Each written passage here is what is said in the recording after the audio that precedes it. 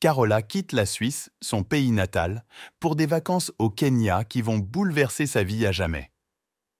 Dès qu'elle croise le regard de l'Hémalien, un guerrier Masaï, elle ressent une attraction irrésistible. Ils font l'amour passionnément et se marient le lendemain sans se soucier des conséquences. C'est seulement lorsque leur bébé naît des années plus tard que Carola réalise qu'elle s'est enfermée dans une culture qui n'est pas la sienne et qu'elle ne peut plus supporter. Les yeux de Carola brillent comme l'océan alors qu'elle savoure les derniers moments de paradis avec Stéphane, son amant depuis 2 ans.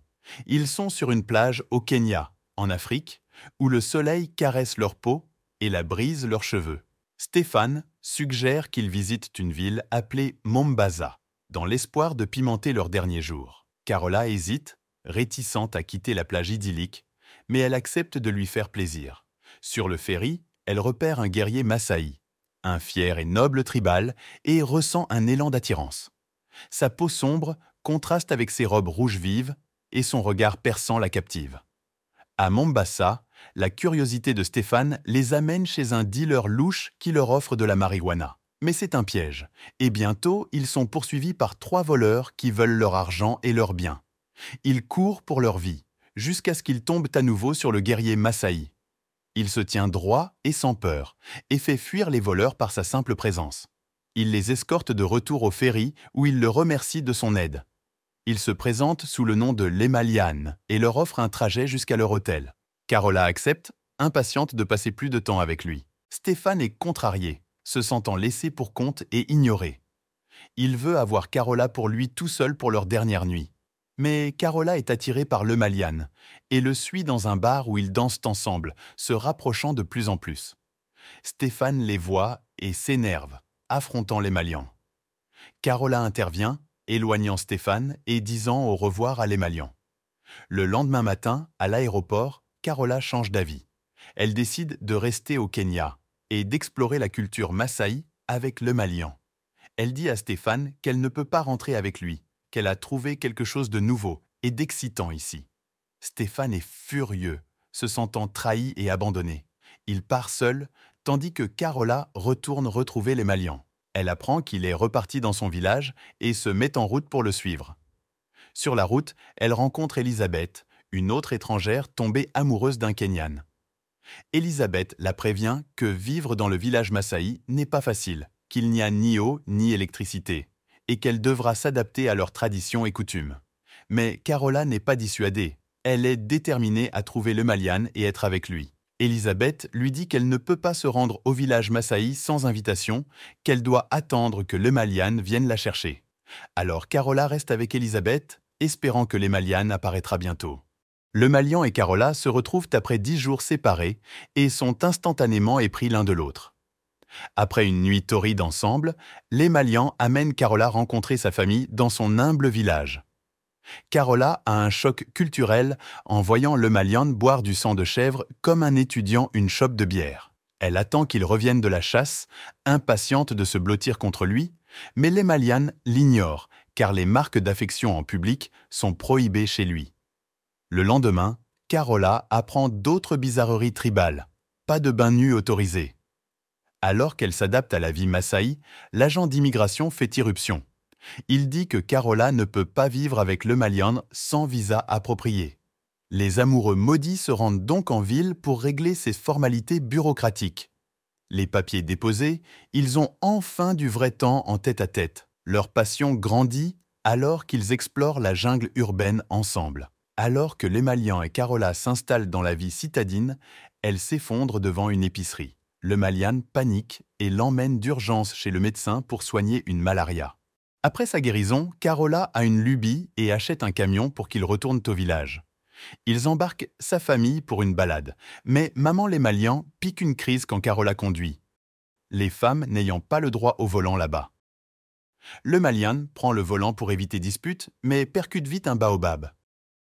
Carola s'énerve qu'il ait démoli son nouveau véhicule.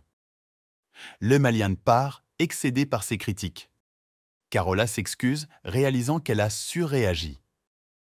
Ils se réconcilient et repartent tant bien que mal chez eux. Qu'est-ce qu'un pare-choc enfoncé entre familles? Du moment que personne n'a renversé sa gourde de sang de chèvre? Le visa de Carola expire à nouveau plus vite que le lait sous la chaleur africaine. Ne voulant pas que sa chérie soit expulsée, le Malian la demande en mariage. Carola accepte avec joie, mais dit devoir retourner en Suisse pour faire ses adieux et régler ses affaires. Les Malian regardent à contre-cœur sa promise s'envoler. Là-bas, Carola annonce ses fiançailles. Sa famille flippe, la suppliant de ne pas gâcher sa vie avec cette fièvre africaine. Mais Carola ne lâchera pas son Masaï et fait ses valises. Elle liquide son commerce de fringues et retourne au Kenya. Le jour du mariage, Carola porte une robe blanche et le Malian sa tenue tribale stylée. En s'embrassant, ce couple improbable devient officiellement un monsieur et madame Mésalliance. Bien que venant de mondes différents, leur amour triomphe de tout, même des familles désapprobatrices et des problèmes de visa. Le lendemain matin, les yeux de Carola s'ouvrent brusquement quand elle entend les cris d'une fille excisée par les femmes du village. Elle est horrifiée et en colère, et court vers le Malian, son amant, espérant qu'il arrêtera ce rituel barbare. Mais il hausse les épaules, disant que c'est la tradition de son peuple, la façon dont une fille devient femme. Carola s'éloigne, se sentant trahie par son indifférence. Elle décide d'ouvrir un magasin dans le village, pour vendre de la nourriture et des boissons aux locaux. Elle espère trouver quelqu'un dépendant ses bonheurs dans cette terre étrangère où elle est enceinte de l'enfant de le Malian. Mais il ne partage pas son enthousiasme. Il pense qu'elle devrait rester à la maison et lui obéir, comme les autres femmes. Il ressent de la jalousie devant son succès et sa popularité et l'accuse de flirter avec d'autres hommes. Il donne ses produits à ses amis sans sa permission. Il l'insulte et bafoue sa dignité. Leur amour tourne au vinaigre comme du lait laissé au soleil. Un jour, Carola est appelée pour aider une femme qui accouche. Elle essaie de la sauver, elle et son bébé, mais personne d'autre n'aide. Ils pensent que la femme est maudite et craignent pour leur vie. Carola l'emmène à la ville, mais il est trop tard. Le bébé meurt dans son ventre et Carola ressent de la peine et de la peur pour son propre enfant. Elle se demande si elle peut survivre dans cet endroit rude où la vie et la mort sont si proches. Elle retourne à sa boutique, déterminée à réussir. Elle devient stricte avec le Malian et ses amis, refusant de leur donner quoi que ce soit gratuitement. Elle veut gagner assez d'argent pour subvenir aux besoins de sa famille, et peut-être même retourner en Allemagne un jour. Mais le Malian se sent humilié par ses actions. Il pense qu'elle manque de respect à lui et à sa culture. Il pense qu'elle le trompe avec ses clients. Il perd son sang-froid et l'attaque. Mais d'autres hommes interviennent et l'arrêtent. Il part enragé, jurant de lui faire payer. Cette nuit-là, Carola accouche. Elle est emmenée à l'hôpital de la ville où elle donne naissance à une petite fille en bonne santé. Elle ressent une explosion de joie et de soulagement et espère que l'Emalian reviendra vers elle et leur fille.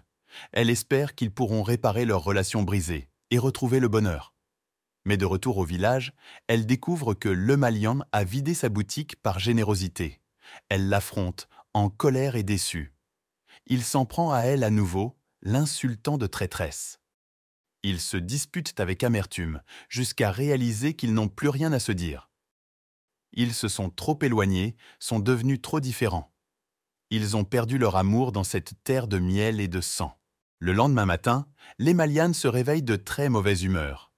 Il coupe ses dreadlocks de guerrier, enfile un pantalon et confronte Carola au sujet de s'habiller de façon civilisée pour gagner son affection. Lorsqu'un homme au hasard entre, l'Emalian laisse libre cours à sa jalousie d'homme des cavernes, convaincu que l'homme fait des avances à sa femme. Carola le raisonne avant qu'il ne se lance dans une frénésie de lancer de lances. Après s'être calmée au village, Carola demande à emmener leur fille en Suisse pour que sa famille puisse rencontrer leur nouvelle parenté. L'Emalian accepte à contre-cœur. Alors qu'elle fait ses bagages, la paranoïa le frappe et l'Emalian soupçonne qu'elle manigance quelque chose. Au centre d'immigration, il interroge Carola au sujet d'un formulaire qu'il ne peut pas lire avant de le signer. Elle jure que ce ne sont que des paperasses bureaucratiques, mais le sixième sens de l'Emalian s'affole. Carola promet qu'elle reviendra, mais quand son bus s'éloigne, l'Emalian lâche une bombe. « Tu ne reviens pas, n'est-ce pas ?»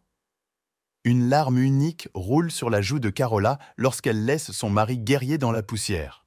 Vous pouvez regarder ce film en intégralité facilement grâce à Gamsgo.